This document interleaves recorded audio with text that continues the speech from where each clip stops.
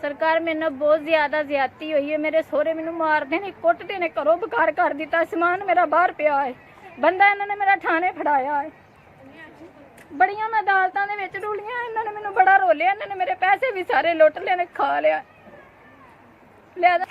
हर proof मेरे कोल है, कोई मेरी गल नहीं सुनता है।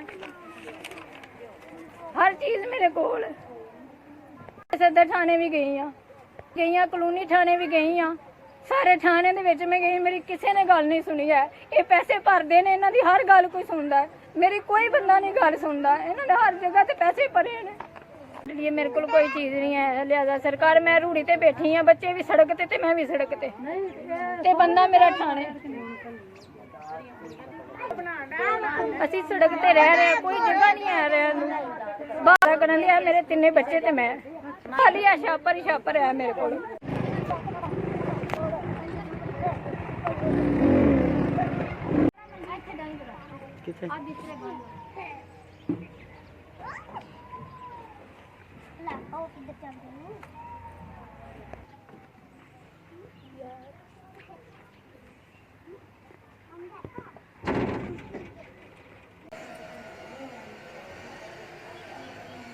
मेरा कल दा समान बाहर पिया सी ते तुसी मैनू मकान लै दिता किराए ते। मकान है 7000 रुपया इस मकान का किराया है। मकान का किराया भी तुसी दिता है ते 2500 का राशन भी तुसी लैके दिता है।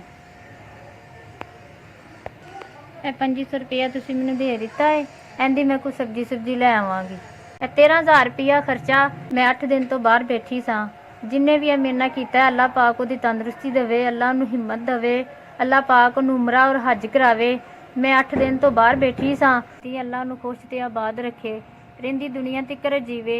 मैं हथ चुक के उहदे वास्ते दुआ करांगी कि सारी उम्र वो इंज जीवे ते माड़ियां दी दुआ लवे।